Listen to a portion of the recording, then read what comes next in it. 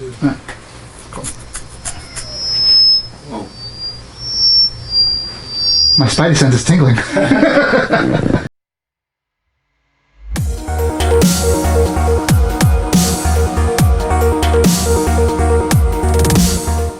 Welcome back to K3 TV. My name's Loki, and I'm here to bring you another Loki film review. This time, SpiderMan: Far From Home. This movie is directed by returning director Jon Watts. He did SpiderMan Homecoming, and he's back at it because obviously he did a killer job for that movie. He knocks it out of the park with this one. I'm just going to put that out there. Also starting off, at some point I'm going to have to get into spoilers. There's almost no way in this review that I can do it without spoilers. The movie itself, honestly, spoiler alert, is a spoiler. So you gotta watch at least the Phase 2 movies to catch up. You don't have to go all the way back to Phase 1 if some people are just, you don't want to watch 22 movies. But you do have to watch like Endgame, Infinity War, that type of thing. Or else you're going to be doing yourself a disservice if you're actually a fan of these. But if you're a real fan of these, you've probably already watched them all anyway. Without spoilers, the plot is basically catching up with Spider-Man, Peter Parker, Tom Holland, which does great. Right after Endgame, picks up right where we left off. So that's why you're going to have to watch the other ones. He wants to finally take a bit of a break, just a little summer vacation, doesn't want to go to summer school, just wants to go abroad. So we know from the trailers they go to sites like Venice, somewhere around Europe. That's all he wants to do at this point. He's pretty much done with the web slinging. He just wants to basically chill. Spider-Man wants to chill. And no one wants to let him chill. No elementals or whatever you see in the trailers. And you know you can't let Spider-Man chill for a whole movie. No one's going to watch that.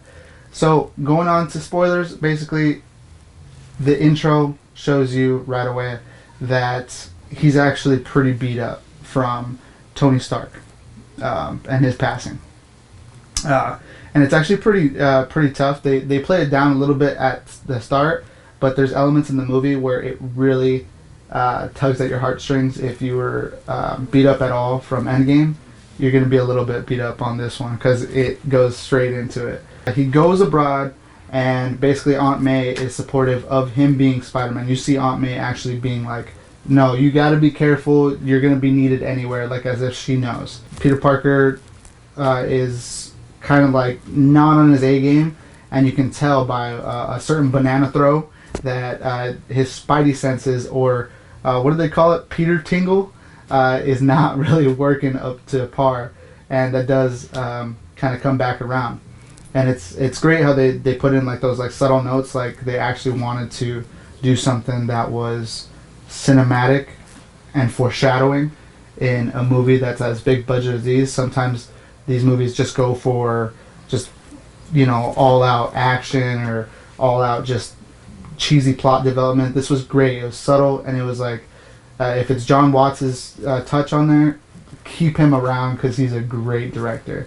It felt very natural, certain little hints like that. So the plot itself, it seems as though Peter Parker kind of gets a new mentor in the space, in the void that Tony Stark left off, and it's Mysterio. And we're led to believe that trailers, you saw people getting hyped up, semi-fans, like lower-end fans that are just fans of the movies and stuff like that. You saw them being like, oh my god, like freaking Jake Gyllenhaal and Tom Holland, they look so good on the screen together. They're like best of buds. Mysterio is like this really cool new like Iron Man mentor. And then like true fans, or at least just fans that are just a little bit more well versed, know who Mysterio is and who he has been historically. And pretty much everyone that has seen like the animated series or certain little animes knows Mysterio is a villain. So just that right out there is just like, I was looking at him and I was like, dang, Jake Gyllenhaal really, really sends it home that he's a phenomenal actor. And in this, I was like, dang, he's actually swaying me and thinking maybe they did make Mysterio a good guy. So I was starting to get convinced. Mysterio as a good guy. That's great. They're making something original. I was still a little bit cautious, and it was getting a little too cheesy. So the plot seems to revolve around that, and it just does a freaking Spidey spin and just turns into the Mysterio that we kind of know. And man, is this not one of the best villains for one of the single hero movies out there? Because Mysterio is exactly as you would picture him from comics, from the show, and it is awesome. Hallucinations, but with the technology type of level to it, and it is sick. Jake Gyllenhaal is a badass hero type guy, and he's a even more badass villain. Like, you get to see things that you feel like you're almost in one of the comics. I got flashbacks from the animated series of him fighting Mysterio and having nothing but illusions. And I knew at the end of the day, the only thing that can save him was the Spidey sense, the Peter Tingle. That's all he needed to hack into. And that's when I realized the foreshadowing actually mattered.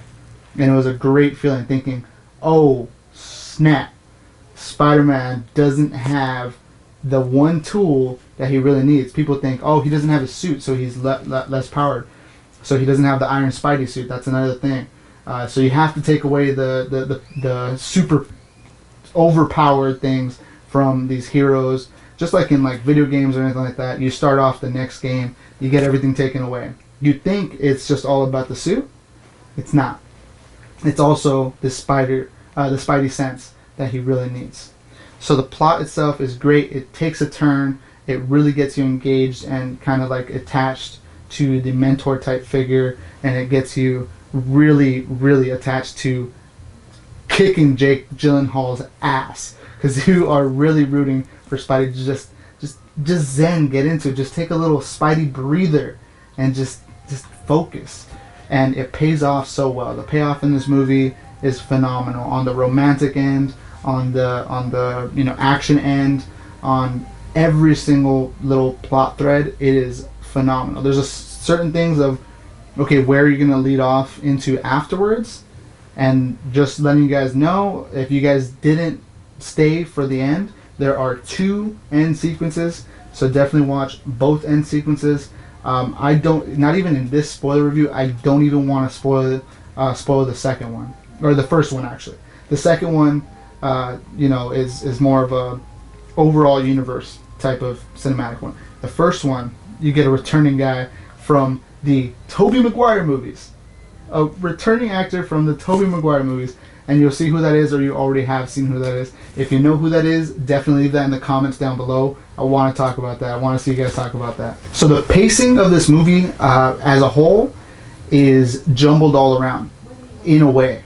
The pacing as a viewer, you are sent on a roller coaster on this one, where it turns the stakes to go way up high, where you are thinking elemental monsters, like world destroying. What does Jake Gyllenhaal say, Mysterio?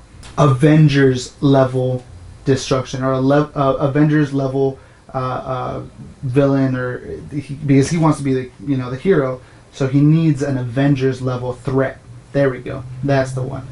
He needs that, and you feel like it's there, but then the mask is torn away from it, and it seems like the stakes have gotten way lower. Oh, but he is just a man. So all of a sudden it seems lower, but it's not, because it's this supervillain that has decked himself out to basically be equipped enough to have an Avengers level threat in just him and his crew. So his crew fabricate that, and the pacing on it is great. You get jumbled away, you get torn away to where you are your risk level and your threat assessment to what Spidey, the ultimate hero, has to go up against, and it's completely fine. It doesn't feel jumbled. It feels like you're on the ride for it. It's like, oh, okay, it's just a different level threat. It's a lateral amount of threat, and it's actually fun seeing it. Like, okay, we'll just kick his ass. He tries it, can't get through it. So it's great. It's well directed, and I'm just gonna say that this is probably the best Marvel movie I have seen. That being said, it's standing on the backs of the previous movies. Pretty much the latest movies ever since Spidey came out, it's standing on the backs of those. So as a standalone movie, it really wouldn't work because it kind of pulls too much out of the other movies. It relies on it a little bit. Like, I don't want to downplay it because I love this movie, but it does use a lot of the heartstring factors, a lot of the emotional attachment that the fans have gotten over the years, and it uses that to make a depth that they wouldn't probably have been able to easily make on their own. You see flashbacks from the other movies, well, not flashbacks, but certain allusions to the other movies. Like, Tony Stark is strong in this one because Spidey's supposed to be the next Tony Stark, but he can't live up to that. He has to be something adjacent to it. Like I said, lateral. They do a lot of comparisons where it's not the same, but it should be equal, and it's great. They do a phenomenal job at it, and I loved it. Pacing, everything cohesive. There's maybe a couple plot holes here and there that I may have missed, but it was great. So that being said, not really finding too much to dislike about this movie. All the plots, the Mary Jane love story, it was great. It had a great payoff. Like I'd said, on the romance front, I have to honestly give this one an A. It's a phenomenal, amazing Spider-Man. And yeah, it's definitely the funnest movie I've been able to review so far. Definitely go out and watch it. If you guys haven't watched it, I don't know why you guys watched this review, but thank you so much for the view.